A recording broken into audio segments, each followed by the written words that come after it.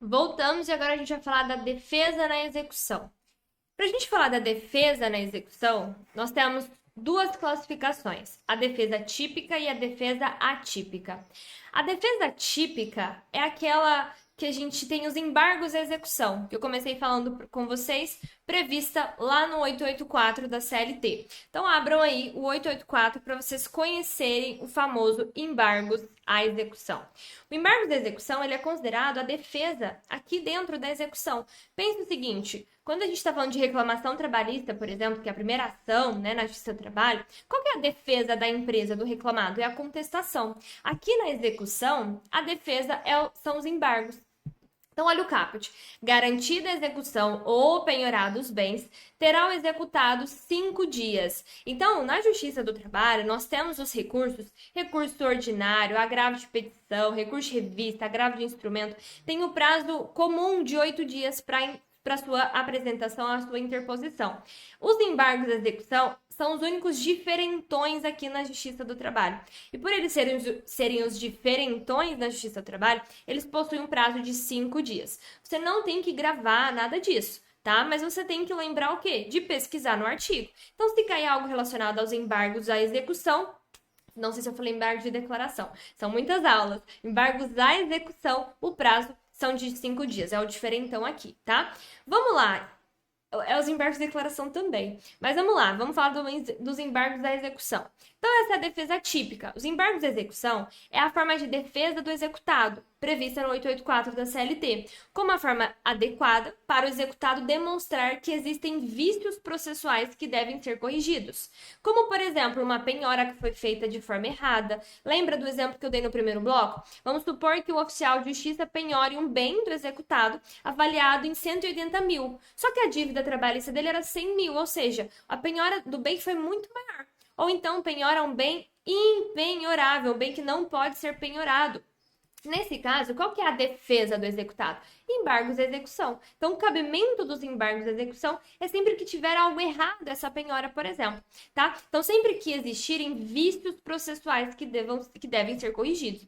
Só que para que seja utilizado como defesa, os embargos de execução eles devem preencher dois requisitos: a garantia do juízo, tá? Que tá lá no caput do 844, inclusive. Então, garantia do juízo ocorre através do depósito da quantia devida, pela nomeação de bens à penhora, ou pela penhora de bens pelo oficial de justiça, e o prazo. Então, os embargos devem ser apresentados no prazo de 5 dias a contar de quê? Da garantia do juízo, cabendo o mesmo prazo para o embargante impugnar os fundamentos do embargante ali também, tá? Ponto importante sobre os embargos de execução está lá no parágrafo 1º. Então, a matéria de defesa será restrita às alegações de cumprimento da decisão ou do acordo, quitação ou prescrição de dívida, por exemplo. Tá? Então, parágrafo 1º. Então, esse parágrafo 1º, ele complementa o artigo 525 do CPC, que trata dessas matérias, ou seja, dos vícios que podem ser alegados pelo embargante. Então, o parágrafo 1º do artigo da CLT, ele não é exaustivo, né, ao dizer que eles podem ser alegados o cumprimento da decisão de acordo, quitação ou prescrição de dívida. Já o 525, ele trata de outras matérias de ordem pública, como uma penhora incorreta, uma avaliação errônea do bem, né, como o exemplo que eu falei para vocês do bem, que foi penhorado e ele é mais caro, né? Ele tem um valor superior à dívida trabalhista, muito utilizado aqui no cotidiano trabalhista. Então, para demonstrar que um bem absolutamente impenhorável foi penhorado, embargo de execução, ou que o bem não foi corretamente avaliado, trazendo o quê? Prejuízo ao executado. Então, os embargos, eles são processados nos autos da ação trabalhista, normal, tá? Sendo recebido sempre com efeito o quê? Suspensivo, porque vai paralisar o processo até que o incidente seja julgado. Então, vamos supor, né, que vou usar o exemplo da penhora por um bem penhorável. Então, nesse caso, foi penhorado um móvel de família. O que acontece? O imóvel de família não pode ser penhorado. O embargado, né, quem estava sofrendo essa penhora, entrou com qual peça de defesa? Embargos de execução. Quando ele apresentou embargos de execução, o que aconteceu com o processo? Efeito suspensivo, paralisou. Para o quê? Para corrigir esse incidente, até esse incidente ser julgado, certo? Então, vamos voltar aqui. Então, nós temos o prazo, e tudo mais. Outra coisa também é que os embargos, eles são processados, né, então, no ato da ação trabalhista, tem esse efeito suspensivo. Lembra da instrução normativa que eu falei para vocês no primeiro bloco, 39 de 16 do TST?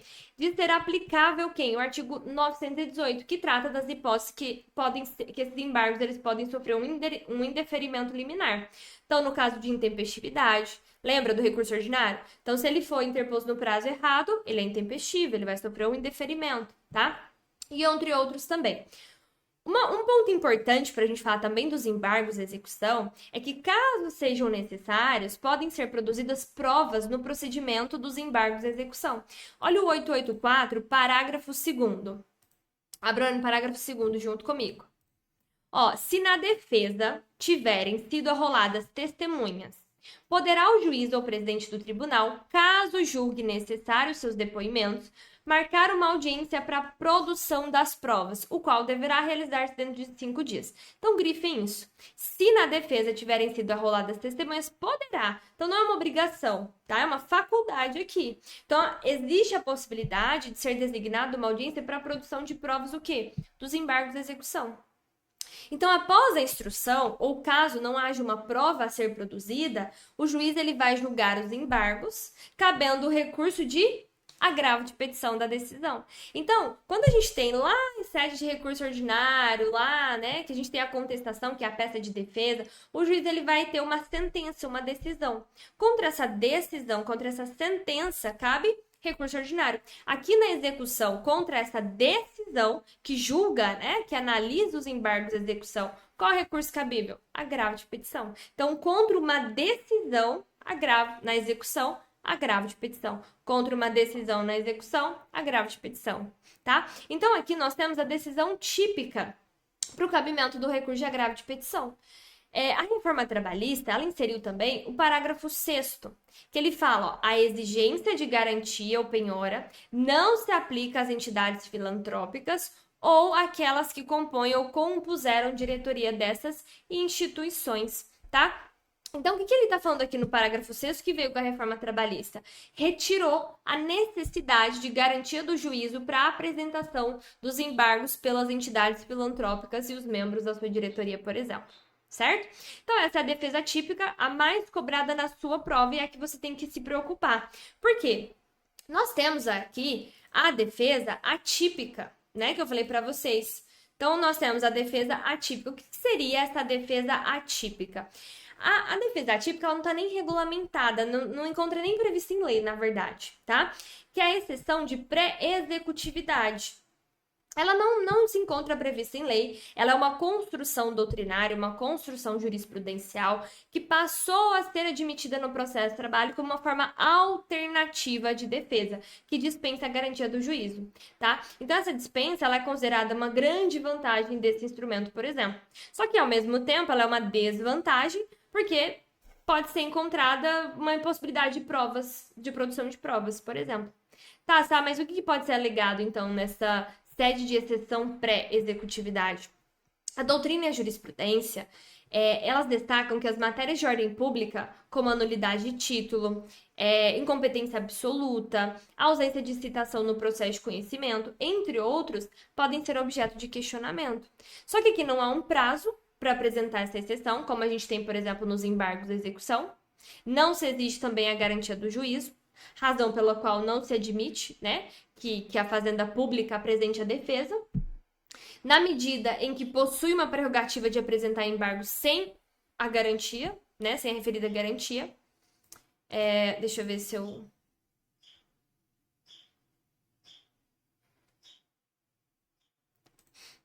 Eu ia ler um artigo aqui com vocês, mas não. Então, um ponto importante em relação à exceção de pré-executividade é a possibilidade de ser interposto um recurso da decisão. Então, desse recurso podem acontecer duas coisas, a improcedência e a procedência. A improcedência não cabe recurso, na medida em que o processo ele vai continuar e a decisão ela é considerada como interlocutória. E de procedência. Com a procedência dessa exceção e a anulação do processo, a gente tem uma decisão final do processo. Cabendo qual recurso nesse caso? Da decisão na execução, agravo de petição, já que trata de uma decisão onde? na execução. Então, se fosse cobrar algo, seria só isso, né? Qual recurso cabível contra uma decisão de exceção de pré-executividade? Agravo de petição. Seria isso, tá? Decisão na execução. Então, só para a gente fechar essa decisão na execução, que são os embargos da execução, nós temos defesa típica, prevista no 884 da CLT, garantia do juiz, então só posso apresentar embargo de execução após a garantia integral, né, do juízo. Qual que é o prazo para eu apresentar embargo de execução? 5 dias da garantia do juízo. Quais matérias podem ser alegadas? Parágrafo 1º do 884, ou seja, cumprimento de uma decisão ou acordo, prescrição ou quitação, acontece algum problema, algum vício, e a decisão, né, da decisão que acolhe ou rejeita esses embargos de execução. Qual recurso cabível? Agravo de petição. Na execução, agravo de petição. Certo? Essa é a defesa. A gente vai falar agora da expropriação de bens. Lembra que eu falei com vocês que aqui a gente não tem a constrição na Justiça do Trabalho, mas a gente tem o quê? A expropriação. Não vou entrar muito em cada um aqui, não, mas eu quero que vocês saibam o que tem. Então, a expropriação de bens, o processo de execução, a mais comum é a penhora. A gente também tem a avaliação, a arrematação, a adjudicação e a remissão. E a alienação por iniciativa particular. Mas vamos lá para a que é mais cobrada na prova do AB, que é a penhora. Então, a gente viu, né, no bloco anterior um pouco sobre a penhora. Nós vimos que se não efetuado o pagamento executado, não depositou ou não nomeou bens à penhora dentro do prazo de 48 horas, de acordo com 880 da CLT, o que acontece? Os bens do devedor serão o quê? Penhorados pelo oficial de justiça, com restrições do 833 do CPC, que trata de, lá no 833, quais são os bens impenhoráveis, que não podem ser objeto de penhora, como, por exemplo, os móveis pertencentes a utilidades domésticas, fogão, geladeira, nada disso pode ser penhorado. Vestuários, pertences pessoais, salário. Só que aqui a gente tem um entre aspas.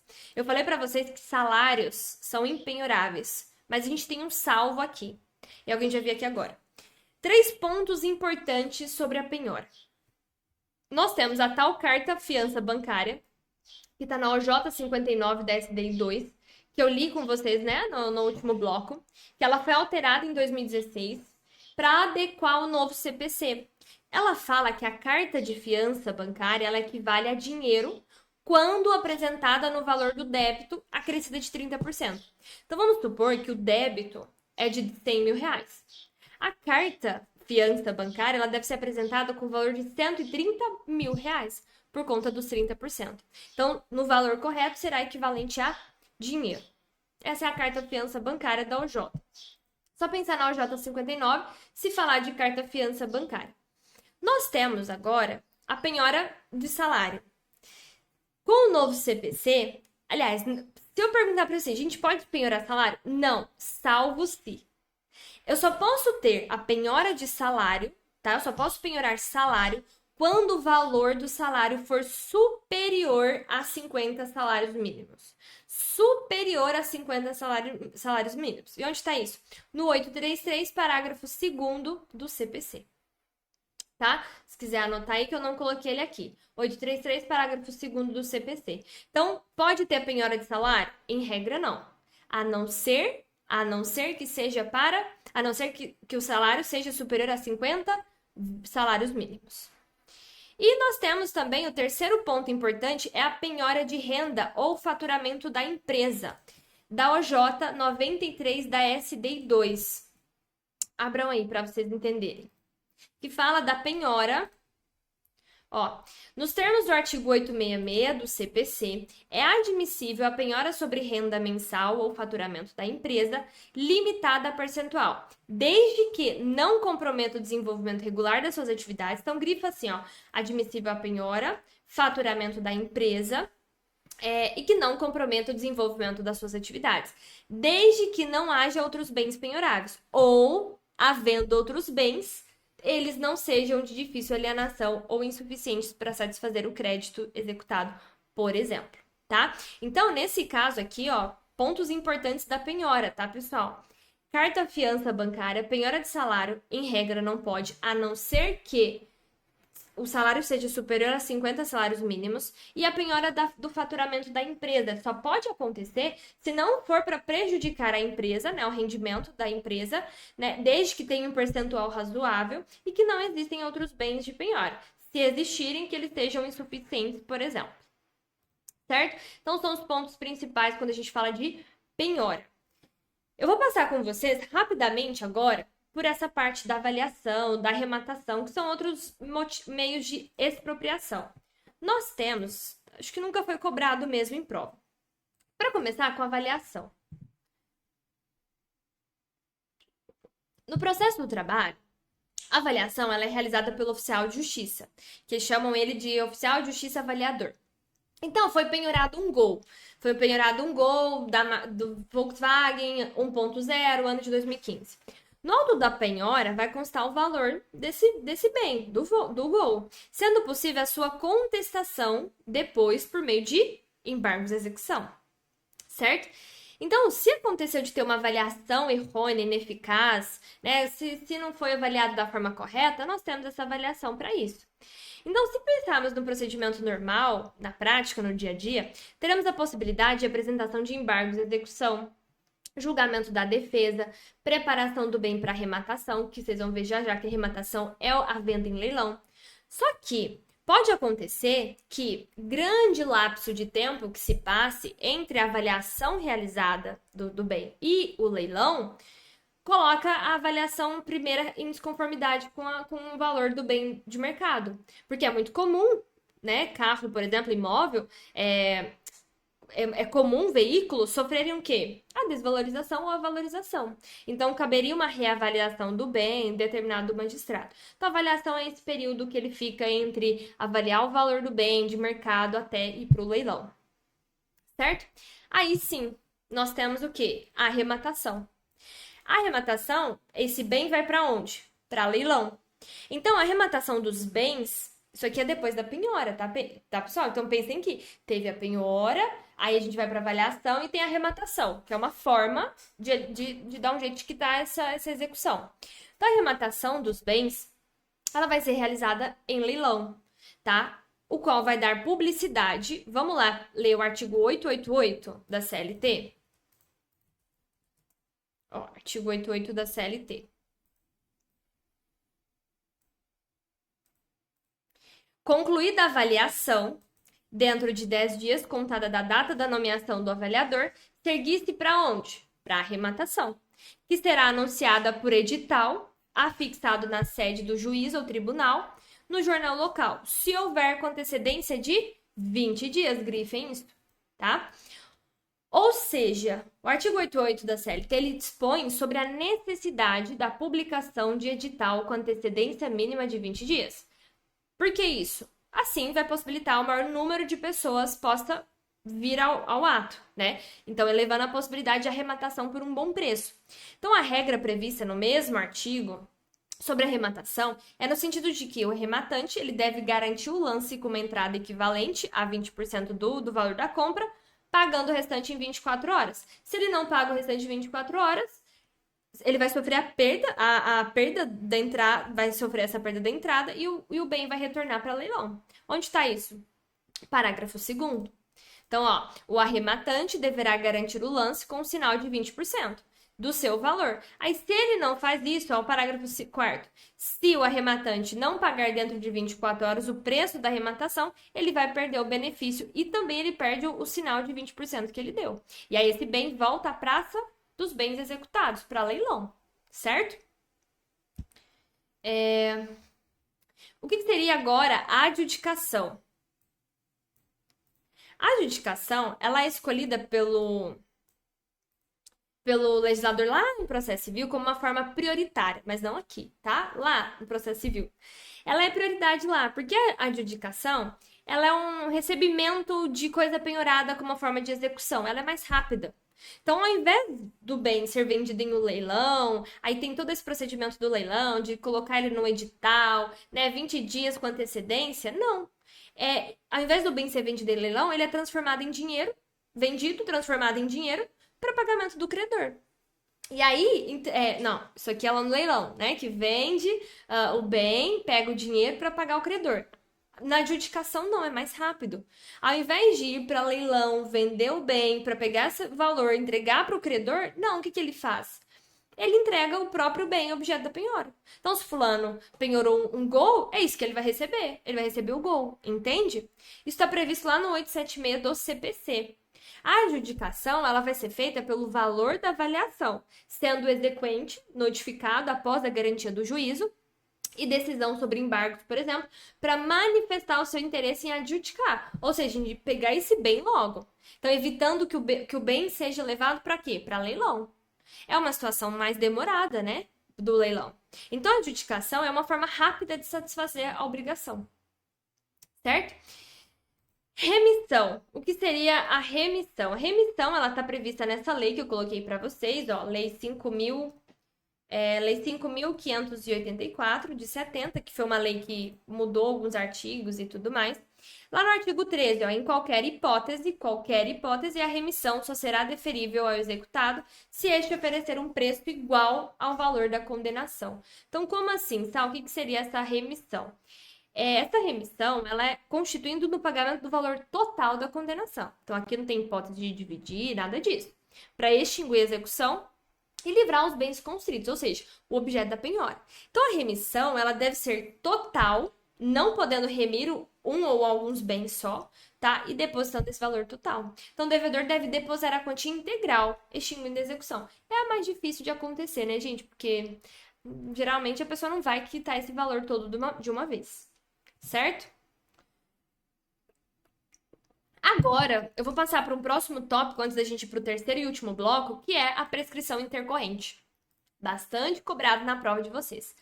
Foi inserida lá no artigo 11A. O artigo 11A da CLT foi inserido com a reforma trabalhista. Vamos ver o que ele fala. Bastante cobrado mesmo. A banca adora trazer esse artigo. Então, ó. Ocorre a prescrição intercorrente no processo do trabalho no prazo de 2 anos. A fluência do prazo prescricional intercorrente inicia-se quando o exequente ele deixa de cumprir uma determinação judicial no curso da execução. A declaração da prescrição pode ser requerida ou declarada de ofício em qualquer grau de jurisdição. Então vamos lá, para as partes importantes. O tema da prescrição, pequenininho esse tópico, tá? Ele sofreu alteração, então, com a reforma trabalhista, né, com a inclusão do 11A, que afirma ter cabível a prescrição intercorrente no processo de trabalho. Antes não tínhamos isso, agora temos. Então, ela pode ser reconhecida de ofício ou a requerimento da parte. Quando, Quando o processo permanece o quê? Parado, por inércia do exequente, por 2 anos, por mais de 2 anos. Que ele deixe de cumprir uma determinação judicial. Então, fulano de tal, tá mais de 2 anos, né? Ele deixou de cumprir uma obrigação, tá na inércia, houve a prescrição intercorrente. Então, não se aplica mais a súmula 114 do TST, que ela afirma o contrário, tá? A gente usa agora o artigo 11A da CLT. Então, para fechar com chave de ouro, prescrição intercorrente. Quais são as hipóteses? Inércia do exequente no processo de execução. Então, teve uma determinação judicial por mais de 2 anos, ele está parado, quieto. Prazo de 2 anos a contar dessa determinação e pode ser reconhecida de ofício ou a requerimento da parte. Certo? Vamos voltar aqui para o nosso esqueminha. Antes da gente encerrar, dá tempo, né? Antes da gente falar da desconsideração da personalidade jurídica, eu quero falar com vocês, e aí no próximo bloco eu falo da desconsideração, da execução de obrigação de fazer e de não fazer a entrega de coisa. Vamos lá, parece aula de civil, né? Vem comigo. A execução das obrigações de fazer, de não fazer e entrega de coisa segue as normas lá do 597 e 501 do CPC, que trata da concessão da tutela específica para determinar que o devedor cumpra a obrigação do modo como foi formalizado, sem conversão em perdas e danos, por exemplo, em um primeiro momento, tá? A ideia do legislador, ao afirmar que vai ser concedida essa tutela, é entregar ao credor da obrigação exatamente o que ele teria caso a obrigação tivesse sido cumprida de forma voluntária. Então, se a obrigação de entrega tivesse sido cumprida, o devedor teria entregue ao credor um veículo Gol. Se descumprida, a obrigação e acionado ao Poder Judiciário para a execução daquela, deve o credor sair do processo da posse do veículo Gol. Ou seja, no processo será concedida a tutela específica para entregar ao credor o bem da vida que está sendo discutido no processo. Então, essa conversão em perdas e danos aparece como uma situação excepcional, lá do 499 do CPC. Eu até coloquei aqui para vocês, ó, o 449, vamos dar uma lida. A obrigação somente será convertida em perdas e danos se o autor o requerer ou, se impossível, a tutela específica ou a obtenção da tutela pelo resultado prático equivalente. Então, quando ele fala, né, que a obrigação somente será convertida, ele está falando em relação às obrigações que serão discutidas aqui em perdas e danos. Agora, em relação às obrigações de fazer, que é mais comum no processo de trabalho, determina o Poder Judiciário a reintegração do empregado, por exemplo. Então, é uma obrigação de fazer, não é uma obrigação de entregar uma coisa. Percebam? Entregar uma coisa, entregar um veículo Gol. Agora, qual que é a obrigação de fazer no processo de trabalho? Reintegração do funcionário. Quando vocês fazem peça, por exemplo, que ele manda embora um funcionário detentor de estabilidade provisória sem justa causa. Sem justa causa nesse caso. Como que funciona? O que a gente pede? A concessão liminar para imediata reintegração. Isso é uma obrigação de fazer. Então, por exemplo, a reintegração do empregado, anotação na carteira de trabalho, entrega das guias de seguro-desemprego, dentre várias. Isso é obrigação de fazer. Então, em relação às providências, né, que assegurem o resultado prático equivalente, nós temos a multa diária, que é a mais comum também conhecida.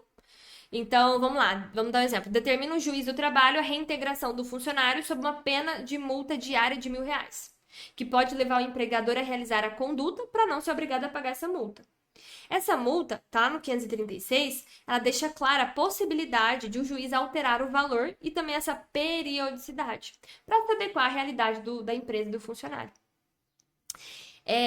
Entende? Detalhe importante é que o juiz ele pode valer de diversas técnicas para impor o cumprimento de obrigação, como, por exemplo, busca e apreensão, remoção de pessoas e coisas, desfazimento de obra, impedimento de atividade nociva. Certo? Então, essas são as obrigações de fazer, de não fazer, que é a obrigação específica de dar algo, de fazer, que é a obrigação, então, reintegração e tudo mais. Vamos falar agora da execução da massa falida. Como que funciona a execução? Porque aqui, ó, nós temos a execução geral das empresas, do empregador. Agora, a gente tem duas execuções importantes.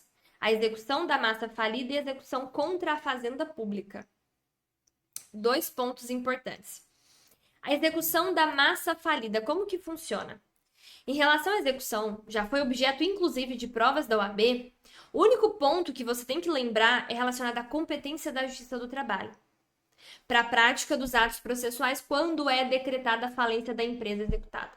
Então, dependendo do momento em que se encontra o processo de execução, a Justiça do Trabalho ela continua competente para a prática dos atos de expropriação e pagamento ou deverá remeter para outra vara, por exemplo. Então, eu trouxe aqui alguns exemplos, ó. Vamos lá. Quando é decretada a falência da empresa executada? Falência decretada antes da prática, ó. Falência decretada antes da prática de atos de constrição patrimonial. Então, primeira hipótese, quando a falência é decretada antes da prática aqui. Como que acontece? Antes, será entregue ao credor uma certidão de crédito trabalhista para realização da habilitação perante o juiz. Agora, falência decretada após a penhora dos bens, mas antes de alienar. Após a penhora, antes de alienar. Os bens eles serão alienados em leilão na Justiça do Trabalho, que não efetuará o pagamento ao credor, porque o valor será remetido para o juiz da falência, devendo o credor habilitar o seu crédito naquele juízo e naquele juiz que pagará todos os acordos com as normas da falência, por exemplo. E a terceira hipótese é a falência decretada após alienação dos bens pela Justiça do Trabalho. Nesse caso, será efetuado o pagamento do crédito pela Justiça do Trabalho, sendo remetido ao juízo da falência apenas o valor residual, né? Então, se, por exemplo, foi apurado um valor de 100 mil reais e o débito era de 75 mil, os 25 mil que sobraram vão ser remetidos para onde? Para a Justiça Comum. Para a gente encerrar, né, vale a pena destacar lá na Lei 11.101 de 2005, que eu coloquei aqui, ó, o artigo 6º, que fala é a lei de falência, tá, pessoal? Que fala lá do artigo 6º. A decretação da falência ou do deferimento do processamento da recuperação judicial implica, aqui tem, suspensão do curso da prescrição, suspensão das execuções, proibição, tal.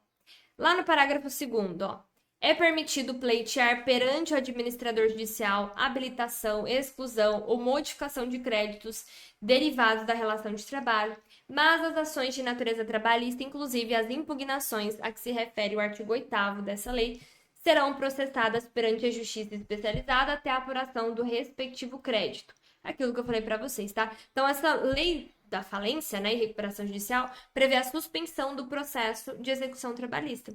Então, o parágrafo 2º, ele deixa claro que o processo de conhecimento ele vai continuar, normalmente após a decretação da falência, até a apuração do crédito devido. Suspende somente o processo de execução, certo? Pessoal, vamos lá. Quanto tempo falta? 30 minutos já foi. Vamos dar uma pequena pausa, né? Foi uma hora aí de bastante informação. Vou dar uns 10 minutinhos no próximo bloco para a gente encerrar. A gente falar da execução contra a Fazenda Pública e o famoso incidente da desconsideração da personalidade jurídica, muito cobrado na prova. Então, daqui 10 minutinhos, bebe uma água, dá uma volta e volta para a gente encerrar esse assunto.